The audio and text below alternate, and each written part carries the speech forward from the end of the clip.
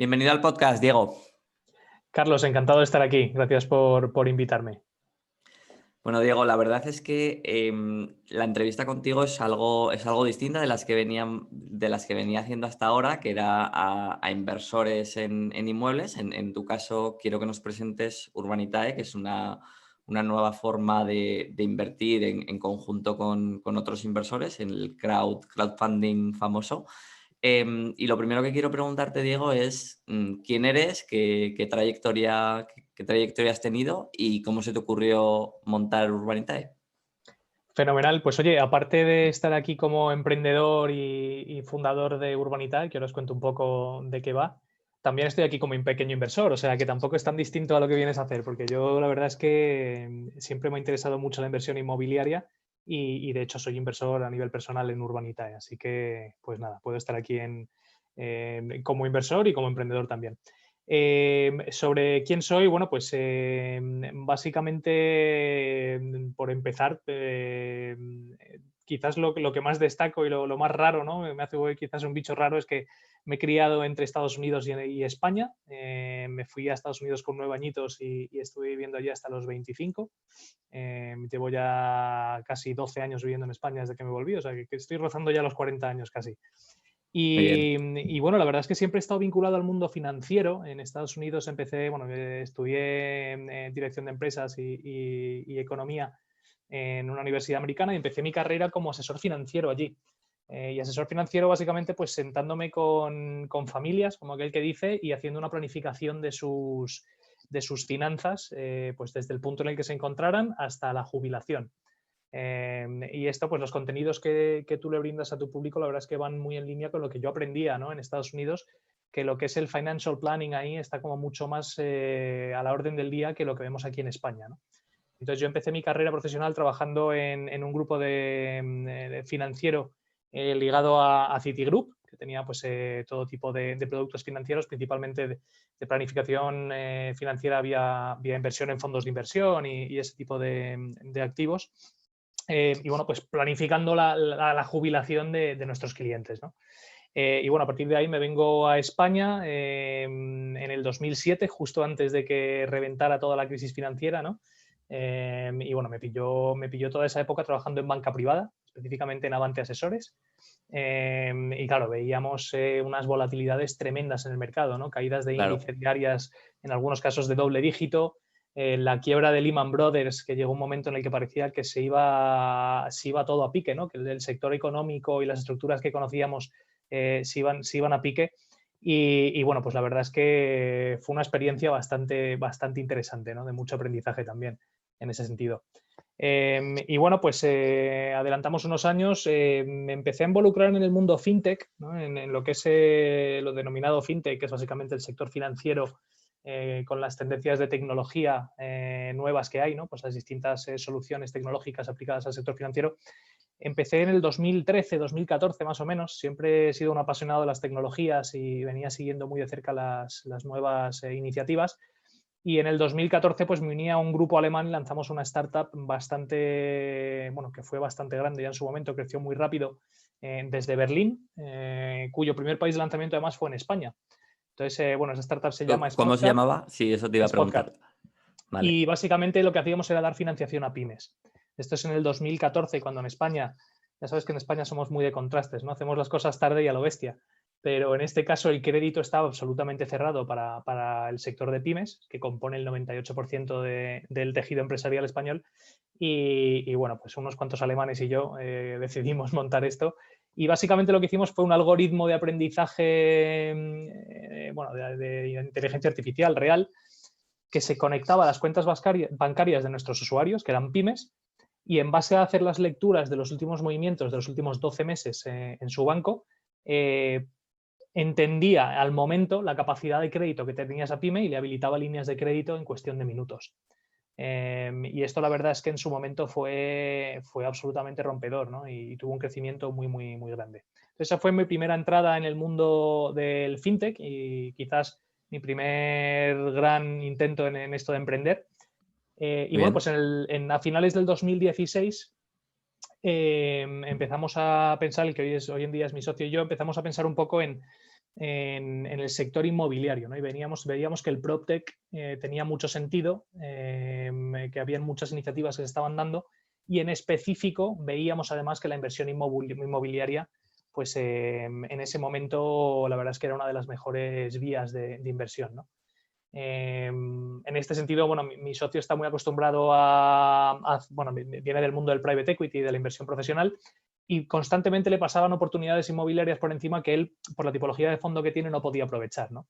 Entonces, hablando un poco y pensando en voz alta un día, dijimos, oye, es que este tipo de deals, este tipo de oportunidades le vendrían bien a cualquier pequeño inversor, pero es que a nadie le llegan estas oportunidades, es decir, no se encuentran en el Idealista, no se encuentran en cualquier portal de estos de inmobiliarios, ¿no? A no ser que estés dedicándote profesionalmente a este tema, no te llegan nunca, ¿no?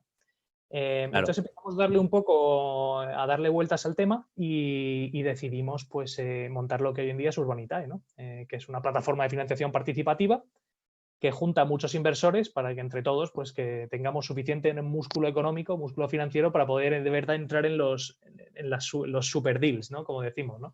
Ese círculo pequeñito y reducido de inversores profesionales del mundo inmobiliario que al final pues este tipo de inversiones están fuera del alcance de la mayoría de la gente.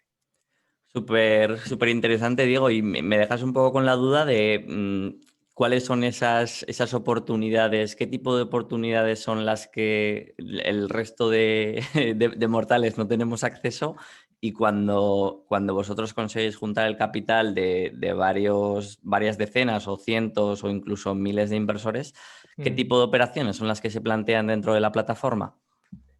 Pues mira, te cuento, el tipo de operaciones que no nos llegan, porque todos conocemos el caso habitual de inversión inmobiliaria, ¿no? Que además vosotros lo habéis tocado y tú específicamente lo has tocado mucho, ¿no? En el pasado de comprar pisos para poder reformar y poner en alquiler o vender, o sea, esa opción inmobiliaria la vemos a menudo y tiene muchísimo sentido, ¿no? Pero para el inversor pequeño. Luego hay otro tipo de inversiones y esto a mí me pasaba mucho. Yo todos los días pasaba por delante del edificio España, ahí en la Plaza de España, que estuvo cerrado y con las puertas cerradas con tablones durante casi una década, ¿no? Pasando de mano en mano de un fondo a otro. Y yo pasaba por ahí y decía, con lo que me cuesta pagar el alquiler a mí en mi oficina, ¿será posible que hayan aquí miles de metros cuadrados construidos en una zona super prime de Madrid y que esté esto vacío? O sea, y todos los que pasábamos por ahí todos los días, yo creo que muchos de nosotros mirábamos eso y decíamos, ¿cómo puede ser? ¿No? Entonces, bueno, conceptualmente dices, oye, si todos pasamos por aquí y vemos que esto tiene sentido, imagínate si nos juntáramos 10.000 personas y entre los 10.000 nos compráramos este edificio y lo pusiéramos en rentabilidad. Es decir, ¿quién está detrás de estos grandes activos? ¿Quién está detrás de estos locales comerciales? Siempre tenía esa duda, ¿no? ¿Y cómo puedo acceder a ellos? ¿Y cómo puedes entrar? Y al final, pues eso es un poco la mentalidad que hay detrás de Urbanitae, ¿no?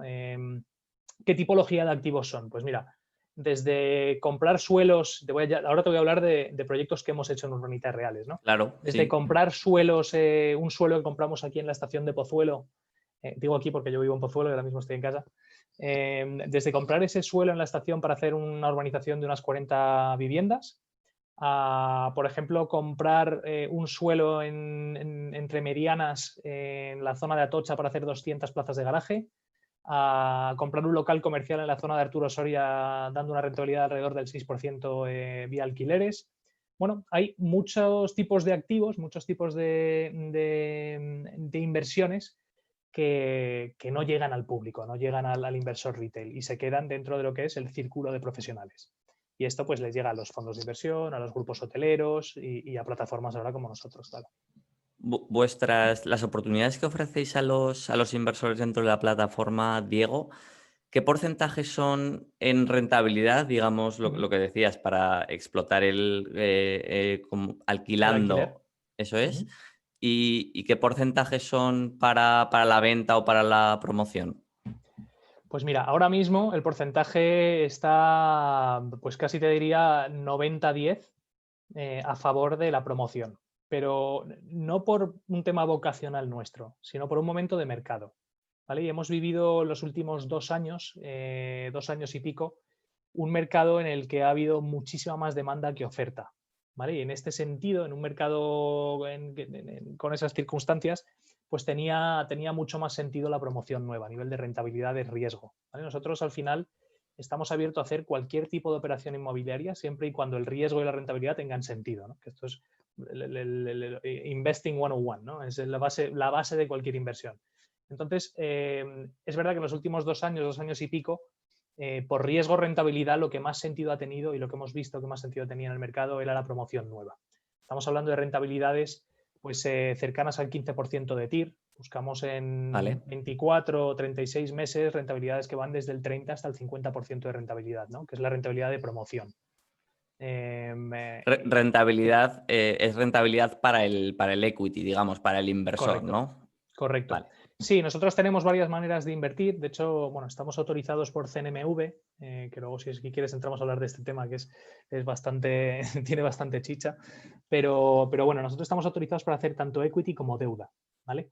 Y en los proyectos de promoción nueva, por lo general, entramos en el equity. Es decir, compramos el suelo con el promotor. El promotor también aporta capital, porque siempre nos gusta que el promotor aporte parte de su dinero, ¿no? Que se juegue el dinero con nosotros para alinear los intereses, básicamente. Y al entrar en el capital, bueno, pues entras desde el principio y te quedas hasta el final, hasta que se vende el activo y se disuelve la sociedad. Y en ese sentido, pues las rentabilidades son vía plusvalías.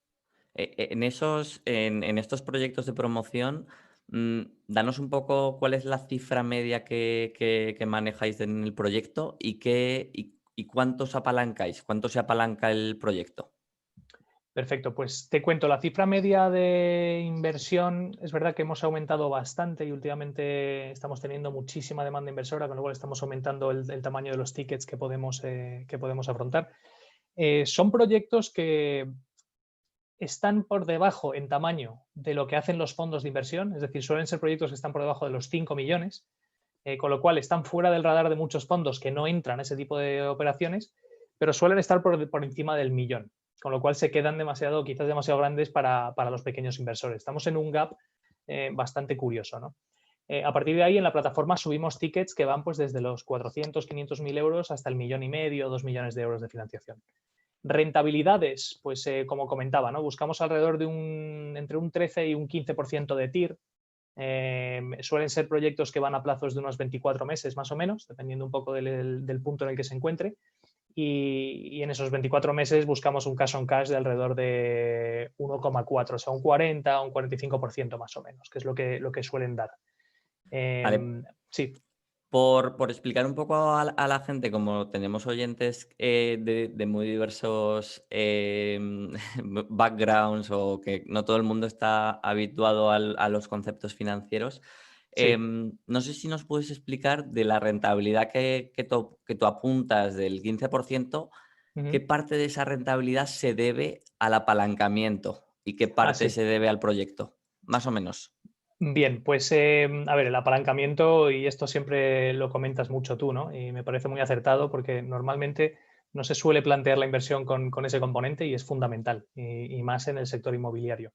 Nosotros, para que entendáis un poco cómo se apalancan los proyectos inmobiliarios, desde la gran crisis que hubo inmobiliaria barra financiera de hace ya 12, 13 añitos, se ha prohibido básicamente la financiación de suelo, ¿vale? O sea, que los bancos no pueden entrar a financiar suelo.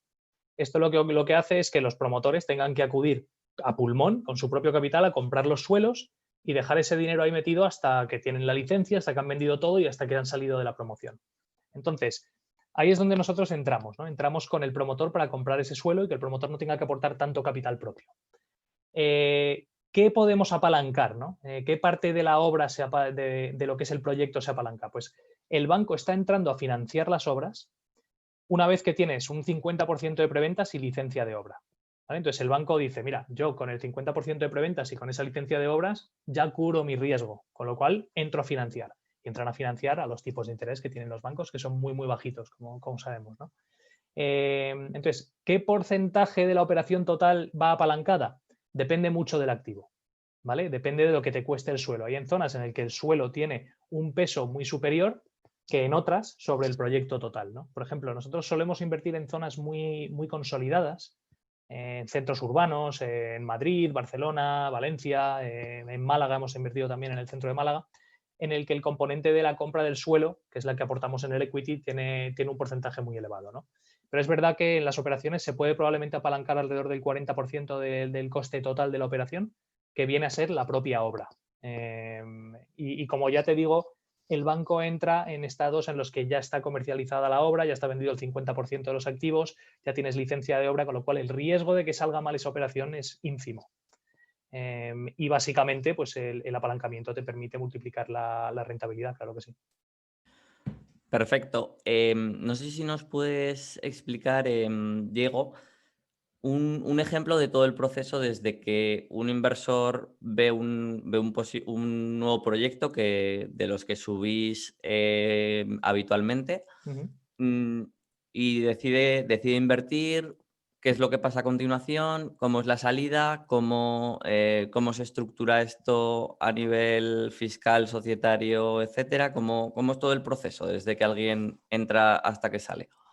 Perfecto, pues a ver, desde que entra, como te comentaba antes, estamos regulados por CNMV y por Banco de España, y esto marca unos procesos bastante estrictos. Por ejemplo, nosotros no gestionamos ni somos depositarios de los fondos de nuestros inversores. Esto lo que quiere decir es que cuando un inversor se da de alta en Urbanitae, no solo abre una cuenta con Urbanitae, sino que abre una cuenta con una entidad de pagos que es externa, que es la que protege y gestiona los fondos de mis inversores. ¿Vale? Entonces, para abrir cuenta con Urbanitae, básicamente hay que aportar documentación de identificación personal, ¿no? Como cuando se abre una cuenta bancaria. DNI y algo de información personal. Y en caso de invertir con un vehículo de inversión, sí que se pide algo más de información para identificar a los administradores, etcétera.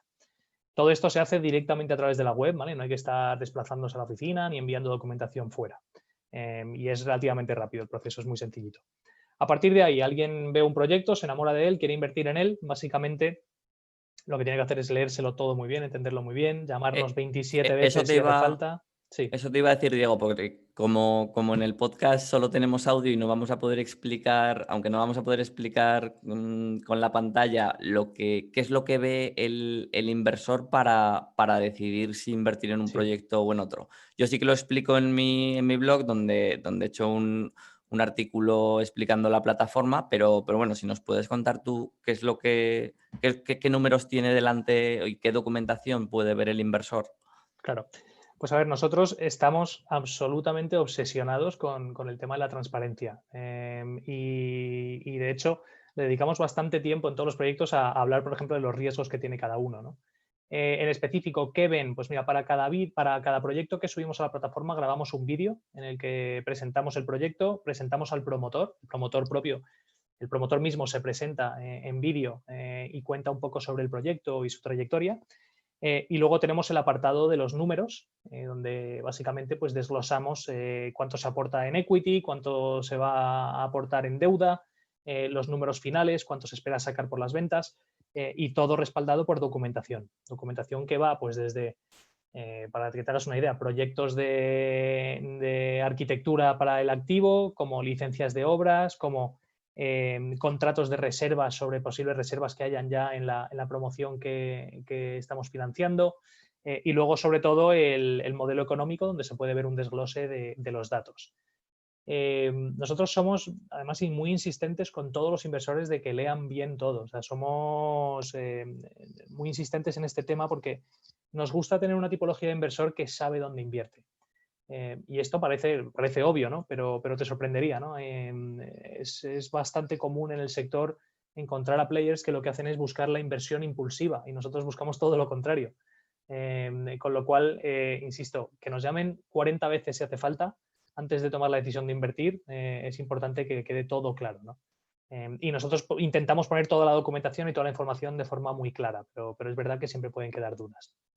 Entonces, bueno, encantados de aclararlas. Perfecto, Diego. Una de las preguntas obligadas es, ¿cuál es el mayor riesgo? ¿Qué es lo que puede ir mal?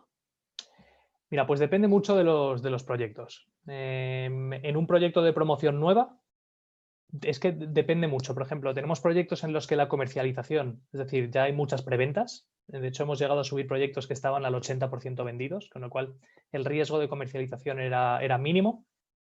¿Y cuál ha sido el riesgo, por ejemplo, inesperado? Pues mira, nos ha pegado el coronavirus. ¿Qué ha pasado con algunos proyectos a raíz del coronavirus? Pues que cuando esperábamos que el banco entrara a financiar la obra con un nivel de preventas, por ejemplo, del 50%, pues en algunos casos el banco ha dicho, pues yo no entro ahora a financiar la obra hasta que tengas el 70 vendido. Entonces eso lo que hace es alargarte el plazo. Es decir, donde más variación suele haber en este tipo de proyectos, en promoción nueva, es en los plazos.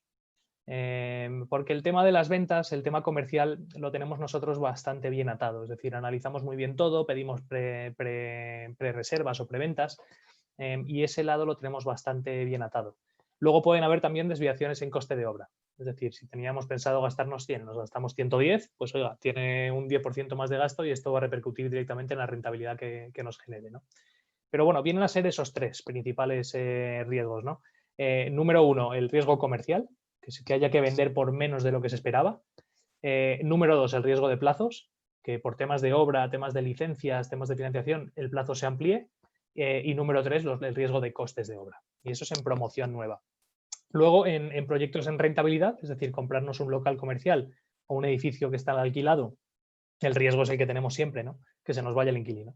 Si se nos va el inquilino y está la casa vacía, pues no cobramos esos meses. En los proyectos de rentabilidad, por lo general, no solemos apalancar, con lo cual reducimos mucho el riesgo y es verdad que es una inversión muy patrimonialista, es decir, le vas a sacar entre el 4 y el 6% de rentabilidad anual, algo muy seguro y con pocos sustos, ¿no? Pero en ese tipo de proyectos el riesgo que tienes es que se te vaya el inquilino y que tengas el local vacío una temporada. Una pregunta, Diego, que me hacen algunos lectores a raíz del artículo que hice sobre Urbanitae es, claro, como los proyectos son apalancados, ¿puede el inversor perder más dinero del que ha puesto o en ningún caso, o ese sería el máximo?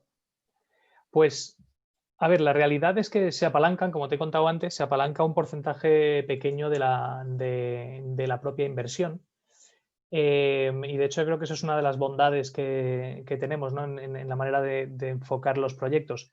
El banco solo entra a financiar una vez que tienes las preventas suficientes para cubrir lo que te están financiando. Con lo cual, la posibilidad de que los inversores pierdan su capital es pequeña y la posibilidad de que pierdan más que lo que han aportado es prácticamente nula, ¿no? Porque hay un activo real detrás que es un suelo urbano con licencia y con preventas. Claro, Entonces, sí.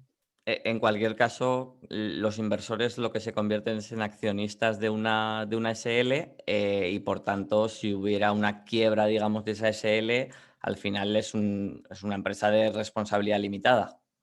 Así es. No hemos hablado antes de cómo, me lo has Sí, preguntado, pero como era un eso, poco largo, el eso te iba tema a de la preguntar. estructura, ¿no? Como Sí, lo siguiente que nos van a preguntar es cómo se organiza esto societariamente y claro. qué obligaciones fiscales genera eso, cómo funciona. Pues mira, en los proyectos de plusvalías, ¿vale? En los proyectos de equity, que normalmente son proyectos de plusvalía a su vez, lo que hacemos es pedirle al promotor, es decir, promotores de primera línea, por ejemplo, como Gestilar, que es una de las principales promotoras de España. Le pedimos al promotor que cree un vehículo de inversión que separe a nuestros inversores y a ese activo. Entonces, el promotor crea un vehículo de inversión, que es una SL, y nuestros inversores entran en la SL vía ampliación de capital, según lo que hayan aportado, ¿vale? Para hacerlo un ejemplo muy claro, ¿no? Imaginaros que son 100.000 euros lo que hay que poner. Tú pones 3.000 euros, Carlos, pues tendrías un 3% de esa SL. ¿Vale? Entonces se amplía capital en esa SL y todos los inversores nos convertimos en accionistas de la misma. Y Esa perdona una SL, pregunta, sí. Diego. En SSL inicialmente, ¿qué hay? ¿El suelo? En esa SL inicialmente no hay nada, es una SL con 3.000 euros de capital social. Cuando se amplía capital, con el dinero de los inversores se adquiere el suelo. Vale. Nosotros, por ejemplo, para proteger los activos y el dinero de nuestros inversores, hacemos la ampliación de capital y la compra del suelo el mismo día. De hecho, de forma al momento, con el mismo notario. Y así no hay posibilidad de que el promotor, por ejemplo, imaginaros en el caso de que el promotor quiera fugarse con nuestro dinero, le sería literalmente imposible, porque tú puedes fugarte con un dinero, pero no puedes fugarte con un suelo en Madrid. Entonces, Perdona una pregunta, Diego. sí, ¿El suelo no suele ser del promotor? en el momento en el que hacemos la ampliación de capital, por lo general no. Por lo Vale, general, digo porque hay en ocasiones en el que el promotor ya tiene el suelo en propiedad y lo aporta a la SL. vale. aporta el capital en formato del suelo que ya ha comprado y nuestros inversores entran para cubrir el resto del equity necesario en el proyecto. Entonces, se puede Perfecto. dar ese caso. Pero por lo Vale. general acudimos a financiar la compra del suelo con el promotor. Es decir, en el momento en el que ampliamos todavía no está el suelo.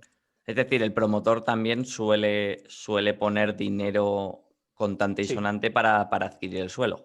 totalmente. De hecho, pedimos un mínimo del 10% del aporte en equity del promotor y en la mayoría de los casos los promotores aportan bastante más. Por ejemplo, hemos tenido casos en los que el promotor aporta el 80 y nosotros el 20, o 50-50, 40-60, o sea que por lo general los promotores aportan muchos cientos de miles de euros y van con los intereses alineados perfectamente con estos inversores.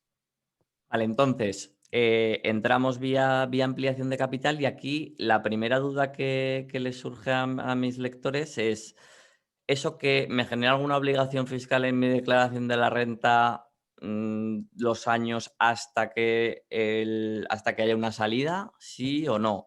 La siguiente pregunta que me hacen también es, ¿se puede considerar una empresa de reciente creación para las que hay una deducción en IRPF, etcétera? Vale, obligaciones fiscales. En la página web, en las preguntas frecuentes, tenemos un desglose un poco de cómo se tributa, ¿no? En este caso, como eres accionista, tú vas a tributar al final de la vida del proyecto cuando se te devuelva el capital con unas plusvalías.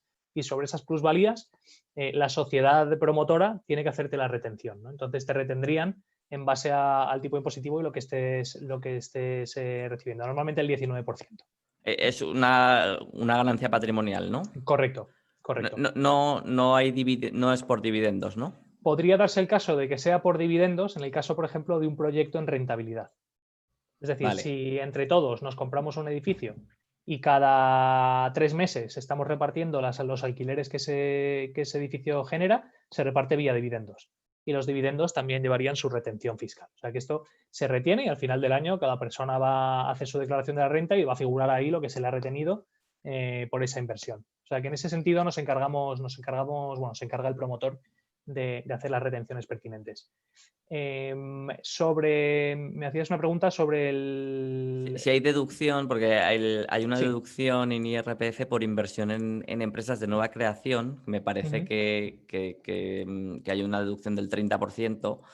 Entonces, la pregunta de algún lector era que si eres accionista de la SL de una promoción, ver si esa SL se considera de nueva creación y por lo tanto tiene derecho a la deducción.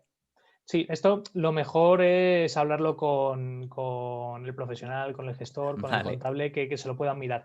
Si hay una exención que utilizan nuestros inversores habitualmente, ¿vale? Que es cuando inviertes a través de una SL, de un vehículo de inversión, es decir, un vehículo patrimonial que pueda tener un inversor, si tienes más del 5% de la inversión total, estás exento del doble tributación, con lo cual las plusvalías que genera ese proyecto no tributarían.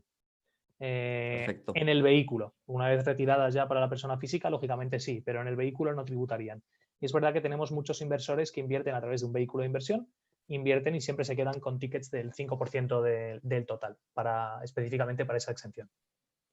Muy bien, pues nos quedamos con esa idea para los inversores más grandes.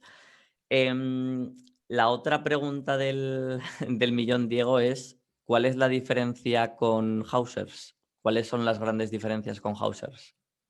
Pues mira, yo te diría que la más importante de todas, la primera, la más grande y la más importante de todas es nuestro approach hacia el reto de hacer crowdfunding. Es decir, venimos del mundo financiero y estamos muy acostumbrados a un nivel de rigurosidad y un nivel de seriedad máximo en todos los sentidos y nuestra vocación desde el principio fue específicamente convertirnos en eso, ¿no? En una plataforma seria, en la plataforma seria del sector, en la plataforma que hiciera bien las cosas, que contara bien las cosas, que trajera proyectos que de verdad son de inversión profesional, con un análisis detrás profesional y que todo bueno, pues cuadrara, ¿no? Entonces, nuestra vocación desde el principio ha sido esa, ser la plataforma seria del sector, hacer las cosas muy bien.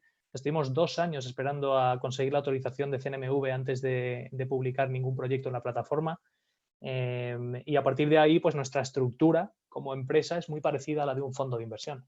Tenemos nuestro comité de inversiones con un director de inversiones que es el que toma las decisiones. El comité de inversión está totalmente separado de la parte comercial, es decir, ninguna presión comercial de, oye, es que tenemos que subir proyectos a la plataforma porque tenemos mucha demanda inversora, ninguna presión comercial de ese tipo tiene posibilidad de influenciar a la hora de tomar una decisión en riesgos de si subimos un proyecto o no. Y esto es algo que en el sector financiero se hace habitualmente, ¿no?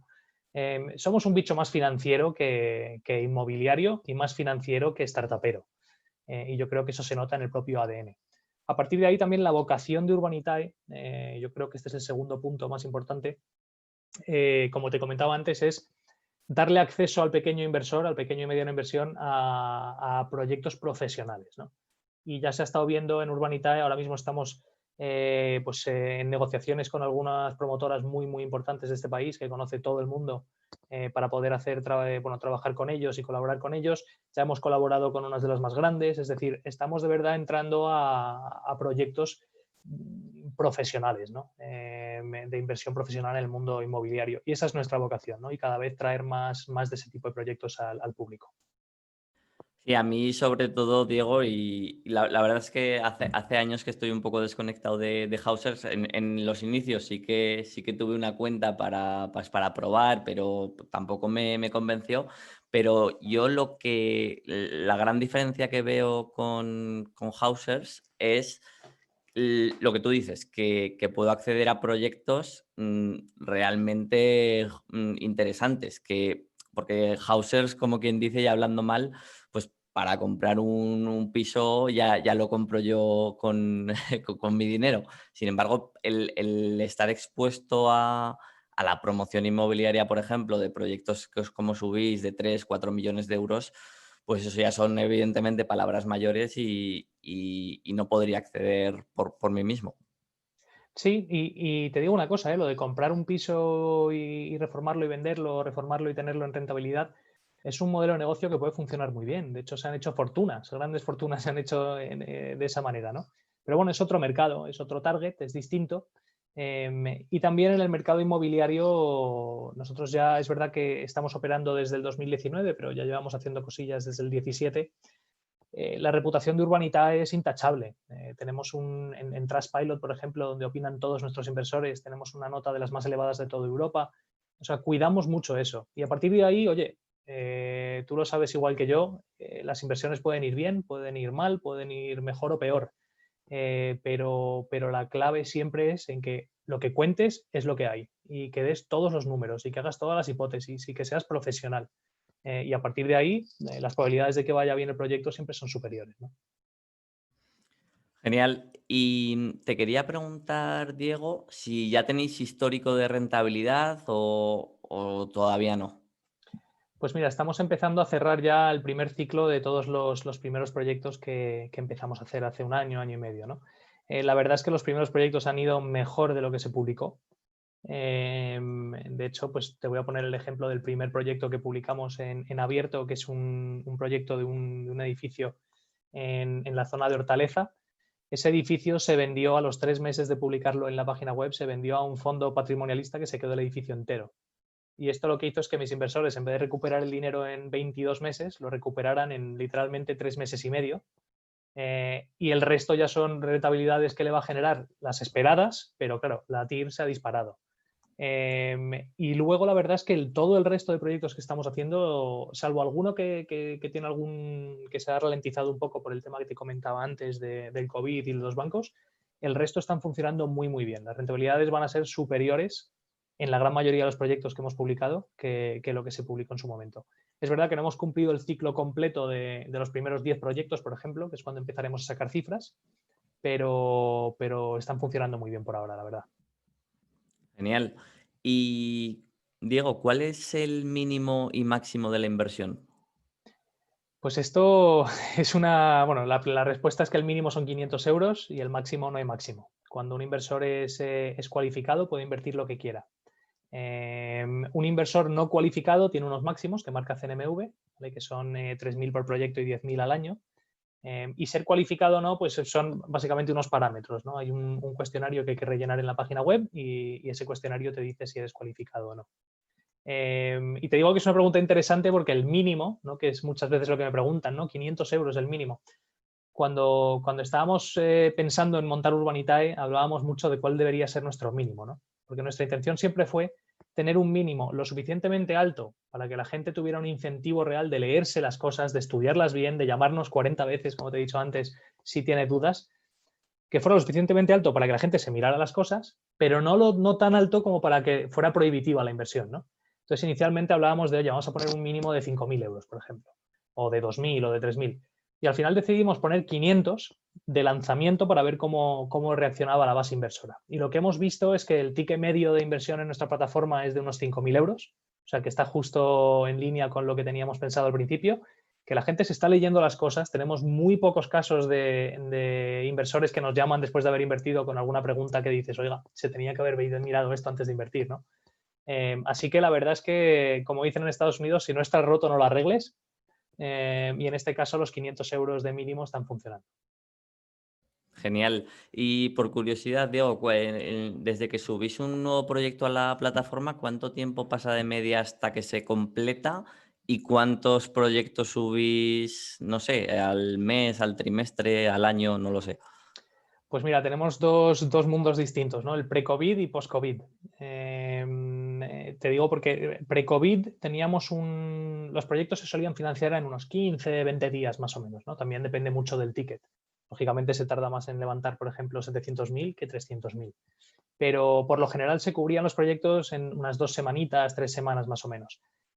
En el mundo post-COVID lo que está ocurriendo es que hay muchísima demanda inversora. Y nosotros, si ya éramos cautos, si ya éramos muy puñeteros a la hora de analizar los proyectos antes del COVID, ahora lo somos mucho más, ¿no? Entonces, el producto que subimos, pues es un producto muy analizado y bastante seguro, con lo cual lo que está ocurriendo es que los inversores están llenando los proyectos en cuestión de horas o días, ¿no? Tenemos una tipología de proyecto que funciona muy bien, que es la conversión de locales comerciales a trasteros, que están dando unas rentabilidades entre el 15 y el 20% en 12 meses. Y esos proyectos, literalmente, el último que hicimos se financió en 3 horas, Wow. con mucho overfunding. De hecho, hubieron más de 300.000 euros de overfunding en la plataforma. Wow. El proyecto que tenemos ahora mismo, que se va a cerrar probablemente mañana, subimos un primer ticket de 500.000 euros el martes pasado y para el viernes ya se había cubierto. Y lo que hicimos fue, como había también overfunding, le pedimos al promotor que nos cediera algo más de ticket, porque en este proyecto íbamos a aportar solo el 30%, y el promotor accedió a cedernos un poco más de ticket y lo aumentamos y ya se ha cubierto otra vez. O sea que ahora mismo las inversiones están yendo muy rápidas y nosotros lo que no vamos a hacer bajo ningún concepto es bajar el estándar de riesgos por el hecho de que haya mucha demanda inversora, ¿no? Preferimos tener la plataforma sin proyecto que subir proyectos de los que no estemos seguros. Entonces, a tu pregunta de cuántos proyectos subimos al mes, depende al 100% del mes. Este mes es verdad que tenemos el proyecto de Javia que se está cerrando, pues probablemente se cierre mañana, quedan 10.000 eurillos creo. Y tenemos otros 2 o 3 proyectos para sacar en octubre muy chulos. La verdad es que llevamos meses trabajando en ellos y pintan muy bien. Pero habrá meses en los que saquemos un proyecto o incluso ninguno, como fue el caso de julio. Genial. Yo te quiero preguntar, Diego, ¿cuál es vuestro modelo de negocio como empresa, como Urbanitae? ¿Cómo ganáis dinero? Y si me permites, a mí me gusta preguntar si es una empresa rentable ya o no, porque a mí un poco con las startups, el miedo a lo mejor de la gente puede ser, oye, esta gente gana dinero, no gana dinero, va a acabar cerrando el chiringuito, ¿qué va a pasar? Pues te cuento, nuestro modelo de negocio es súper claro. De hecho, me encanta, gran parte de la razón por la que me encanta esta empresa es porque el modelo de negocio es súper claro y súper obvio. Nosotros cobramos una comisión por todo lo que levantamos en la plataforma. No cobramos ninguna comisión más ni ninguna comisión menos. Es decir, ahora mismo estamos cobrando entre el 5 y el 6,5% del dinero que levantamos en la plataforma. Y ya está, no cobramos a éxito. De hecho, CNMV la verdad es que no ve con buenos ojos que una plataforma de crowd cobre a éxito, por temas que, bueno, son temas técnicos, pero no le gusta y de hecho yo estoy de acuerdo con ellos.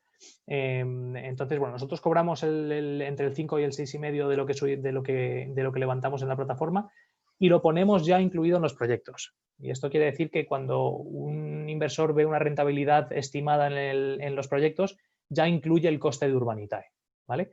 Por ejemplo, si el promotor nos pide 100.000 euros, nosotros levantamos esos 100.000 euros más la comisión de Urbanitae, con lo cual el inversor estaría aportando ya la comisión. Sobre si somos rentables o no, la verdad es que está yendo muy bien la cosa en los últimos meses. Tenemos meses en los que ya somos rentables, pero el objetivo de Urbanitae no es ser rentable ahora mismo. Estamos en fase de crecimiento, tenemos varios fondos de capital riesgo detrás, hemos hecho varias rondas ya. Y es verdad que somos muy cautos con cómo nos gastamos el dinero. Tenemos una empresa muy, muy contenida, pero es verdad que ahora mismo lo que buscamos los socios de la empresa no es tanto ser rentables, sino crecer y seguir creciendo al ritmo en el que estamos creciendo, porque entendemos además que lo bonito de la empresa llega cuando lleguemos a un punto de equilibrio entre el supply la oferta y la demanda, y llevemos a un nivel de financiación en el que ya podamos estar haciendo esos proyectos de 3 millones y medio, 4 millones de euros por ticket. Y ahí ya estaremos entrando en unas ligas que, como te decía antes, están descubiertas totalmente por el inversor pequeño, pero que se quedan demasiado pequeñas para el gran inversor de fondos. Y ahí la verdad es que estaríamos prácticamente solitos, o sea que sería una oportunidad y es lo que estamos buscando conseguir en los próximos 12 meses. Muy bien, pues a por ello. Yo te quería preguntar, y también porque la gente lo sepa, Diego, yo os estuve visitando a principios de este año, principios de 2020, en vuestras oficinas, y ya sé más o menos pues, cuánta gente sois en el equipo y qué hace cada uno, pero no sé si quieres explicar un poco quién hay detrás de Urbanitae y un poco qué perfiles tenéis. Claro que sí. Bueno, primero tenemos las oficinas en el centro de Madrid, en la calle Hermosilla, y es verdad que ahora con el coronavirus la verdad es que no está muy de moda lo de ir a visitar los sitios en persona, pero vamos, estamos encantados de recibir a nuestros clientes, a nuestros inversores en la oficina cuando quieran. Otro tema que no te he contado antes de hablar del equipo, CNMV, para tener la autorización de CNMV y poder operar, piden un nivel de fondos propios elevadísimo para la empresa. Y según la financiación que hagas en la plataforma, te pide ir aumentando esos fondos propios, especialmente por el tema que has comentado, ¿no? De que una plataforma siempre tiene que tener un respaldo económico detrás, que haga que los inversores estén protegidos de que cerremos la puerta y nos desaparezcamos, ¿no? Pero independientemente de que cerráramos la puerta y desapareciéramos, los inversores invierten en proyectos de promotores, no en proyectos de Urbanitae, con lo cual el riesgo es del promotor, no tanto de Urbanitae, ¿vale? A partir de ahí, ¿quién está detrás? Pues tenemos un equipo de 15 personas, que estamos en Madrid. Tenemos un equipo de análisis de riesgo y de inversión formado por cuatro personas. Tenemos un equipo de desarrollo informático, que son los que han desarrollado todas las tecnologías que tenemos en Urbanitae. El equipo de marketing, el equipo de atención al inversor. Tenemos un equipo de atención al inversor que llamamos high net worth o internamente institucional, que no tiene nada de institucional, suelen ser pues familias que tienen algo de capital y invierten, o personas que se quedan con tickets más elevados, y bueno, pues tienen un equipo específico para ellos. Y bueno, pues ahí estamos. Somos 15, somos un equipo pequeñito, pero bueno, la verdad es que haciendo las cosas bien, yo creo que podemos con ello. Muy bien, y una pregunta que me surge con esto último que has dicho, ¿Urbanitae alguna vez puede entrar o entra en los proyectos con su propio capital?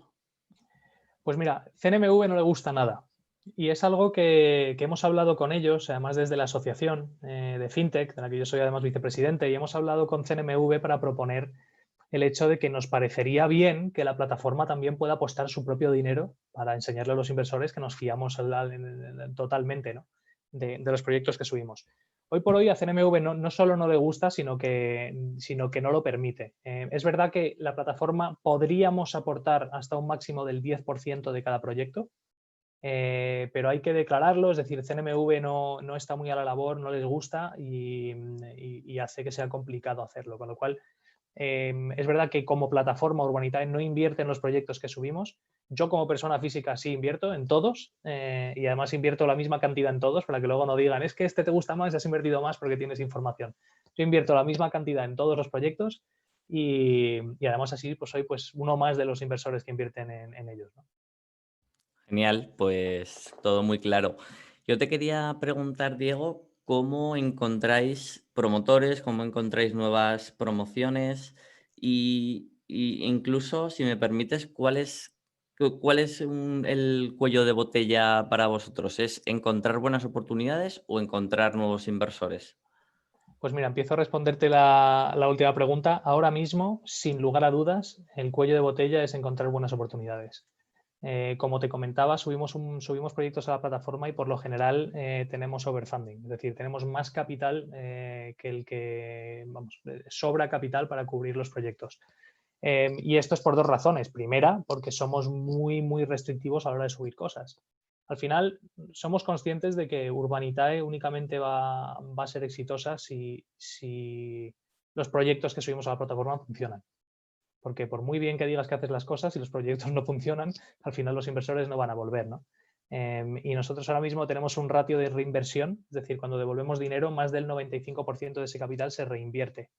Y eso es básicamente un testamento de que las cosas se hacen bien, ¿no? Y que los inversores están contentos. Entonces, el cuello de botella, sin lugar a dudas, son los proyectos inmobiliarios. A partir de ahí, tu otra pregunta era, me habías preguntado aparte Sí, la del... otra pregunta es ¿cómo encontráis buenas Sí. promociones? ¿Cómo encontráis a los Ujú. promotores?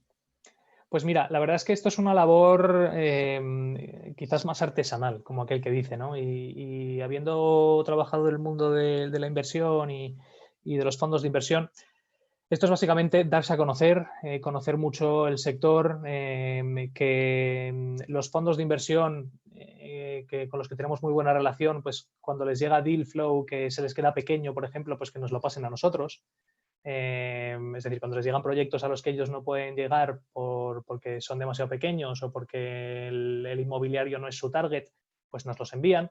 Bueno, tenemos mucha relación con la gente del sector, llevamos ya desde el 2017 desarrollándola y luego estamos ya en contacto con las principales promotoras de España, ¿no? Con lo cual nos llegan oportunidades de todos lados a nuestro equipo de real estate que están activamente buscándolas y nuestra intención es poco a poco darnos más y más y más a conocer para que cualquier buena oportunidad que haya en el mercado siempre acabe en nuestra mesa. Genial. Y entonces, Diego, bueno, has comentado antes un poco de pasada, pero ¿cuál es vuestro objetivo en los próximos años? Pues mira, el objetivo principal es que Urbanitae y los inversores de Urbanitae nos convirtamos en una alternativa real, que todos los promotores de España sepan que pueden acudir a nuestra plataforma para plantearnos su proyecto, ¿vale? Que no solo la financiación no solo viene de los bancos, que hay muchos inversores interesados en invertir en ese tipo de activos. Esa es la número uno, ¿no? Y la número dos, pues llegar a esos volúmenes de inversión que comentábamos, ¿no? De poder ya asumir tickets de inversión que vayan en el rango entre los 2 y los 5 millones de euros y que nos permitan ya pues entrar a hacer coinversiones con fondos potentes y en proyectos pues como la torre que comentábamos antes o proyectazos que hay también en otros sectores, ¿no? Logísticos, comerciales, etcétera. Genial. No sé si quieres, Diego, dar un poco cifras de Urbanitae a nivel de, no sé, de proyectos financiados, de inversores que tenéis registrados, etcétera. Pues mira, hemos financiado creo que sacamos la cifra hace 2 días o 3, la semana pasada, a finales de la semana pasada. Hemos hecho unos 17 proyectos ya desde que abrimos la plataforma al público en junio del 2019. Estamos cerrando los proyectos con entre 150 y 200 inversores por proyecto. O sea bueno, la verdad es que ha ido aumentando y yo creo que para finales de este año, ya para finales de diciembre, principios de enero, estaremos cerrando proyectos ya con 400 o 500 inversores por proyecto. Tenemos unos 11.000 usuarios en la plataforma y bueno, la verdad es que el ticket de inversión medio que tenemos en la plataforma yo creo que es de los más altos de toda Europa para una plataforma de crowd. Y eso sin contar la parte de high net worth, que también son tickets ya a partir de los 30, 40.000 euros. Y bueno, pues ahí estamos en pleno crecimiento. La verdad es que el COVID nos ha venido, en cierta manera, hasta bien porque el apetito inversor ha aumentado. Y la realidad, y esto lo tiene que saber todo el mundo, es que las mejores oportunidades de inversión, pero no solo en el inmobiliario, en todo el mundo, las mejores oportunidades de inversión siempre vienen en tiempos revueltos. Es decir, cuando el mercado está en equilibrio y no hay aguas revueltas, como aquel que dice, es muy difícil encontrar buenas oportunidades. Entonces, para los inversores que estén activamente buscando, que se preparen, que vienen muy buenas oportunidades y ahora es el momento de ser valiente. Genial, pues nos quedamos con ese consejo. Para ir cerrando, Diego, a mí me gusta hacer varias preguntas a mis invitados y aunque tu perfil es un poco distinto, pero creo que las preguntas encajan perfectamente.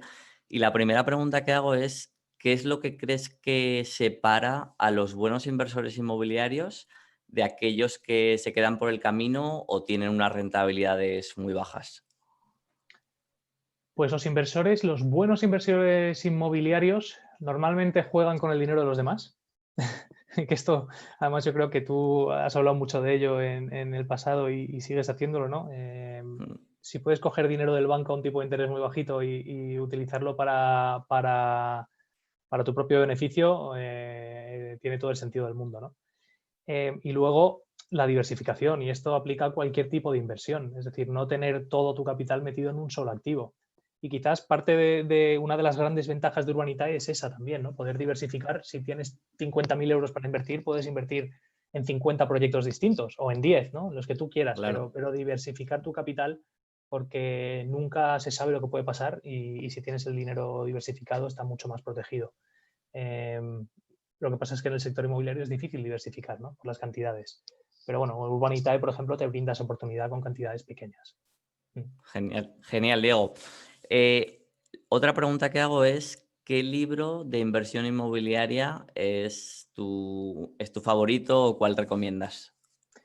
Pues fíjate que yo no soy muy de leer libros de inversión inmobiliaria, sí escucho un montón de podcasts, principalmente americanos. Es verdad que hace años me leí el libro de Guy Kawasaki, el de Rich Dad, Poor Dad, que no Sí, sé cómo se llama en español. Padre rico, padre pobre, sí. Pues eso es la traducción literal.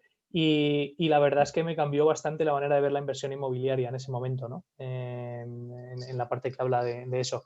Pero sí, yo creo que ese es el que más ahora mismo me salta a la cabeza. Dinos, Diego, de todas formas, esos podcasts que escuchas en inglés. Pues hay un podcast que a mí me encanta, que se llama Planet Money, que son podcasts cortitos de 20 minutos, 30 minutos más o menos, y hablan un poco bueno, del sector económico y del dinero de forma súper amena y bueno, poniendo ejemplos muy, muy buenos. Y hay otro que se llama Freakonomics, que es ¿Vale? brillante el podcast. Se lo recomiendo a todo el mundo, la verdad. ¿Este es del mismo que el libro de Freakonomics? Sí, O... es de Vale. Steven Dubner y de su compañero. Son dos economistas de la Universidad de Chicago, creo, si no me equivoco, que escribieron un libro llamado Freakonomics hace ya varios años y luego montaron el podcast. Y la verdad es que es una pasada. Genial, pues lo pondremos en las notas del episodio para que quien quiera pueda escucharlo. Y última pregunta ya, Diego, es si se te ocurre, ¿a quién me recomendarías que entreviste en una entrevista del podcast? Para hablar de inversión inmobiliaria específicamente, Sí, si se pues te hombre, ocurre, ¿eh? sí, yo creo que estaría bien hablar con alguien de un fondo. Perfecto. Con alguien de un fondo. Yo, por ejemplo, tengo muy buena relación con un fondo que ha hecho bastante inversión en el mundo inmobiliario, que se llama Mento, y ver la perspectiva y la visibilidad que tiene un fondo de inversión y cómo atacan ellos el mercado puede ser curioso e interesante. Genial, pues me quedo con esa tarea y esa idea, me parece muy interesante y lo tengo en la lista. Pues nada, muchas gracias, Diego, por tu tiempo. Yo creo que hemos cubierto bastante bien qué es Urbanitae, a quién va enfocado y un poco vuestra filosofía de inversión, la trayectoria que estáis llevando y nada, creo que ha quedado muy bien la entrevista y nada, muchas gracias por tu tiempo y vamos hablando. Muchas gracias a ti, Carlos. Encantado. Un abrazo. Un abrazo.